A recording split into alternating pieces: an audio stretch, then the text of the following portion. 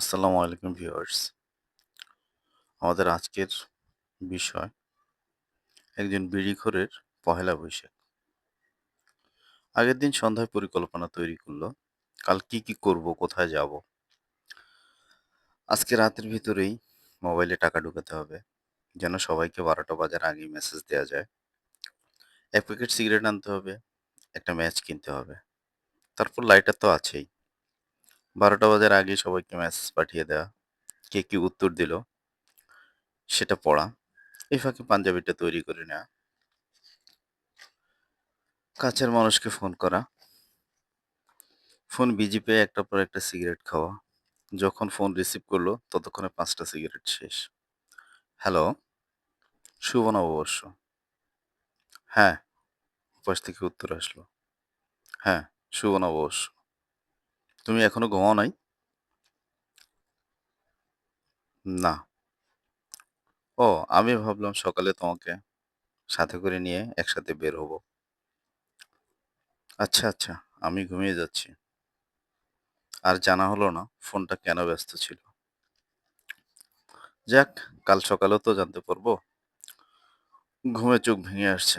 আচ্ছা, ঘুমানোর আগে একটা সিগারেট ধরাই, তারপর ২টা টান।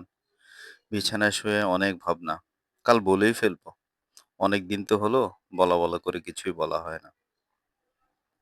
বৈশাখের সকালবেলা ছোট বোনের চিৎকারে ঘুম ভাঙলো। ভাইয়া উঠ, বাজে কয়টা দেখছস?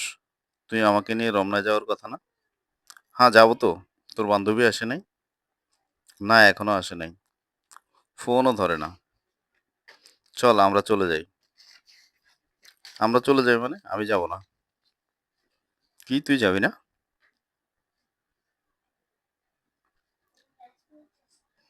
যাবি না মানে কি? যাবি না কেন? ভাইয়া বলল, আমার শরীরটা ভালো নাই। ও আচ্ছা, ঠিক আছে।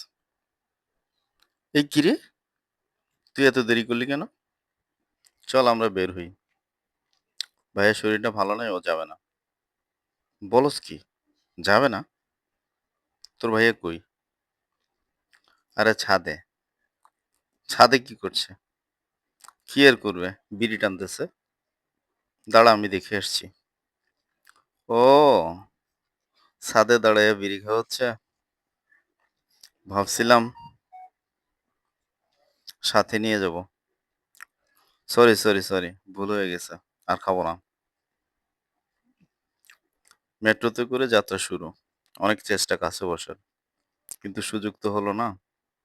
হাতটাও ধরা হলো না। সকাল গেল, দুপুর গেল, বিকেলও হয়ে গেল। বিড়ি খাওয়ারও সুযোগ হলো না।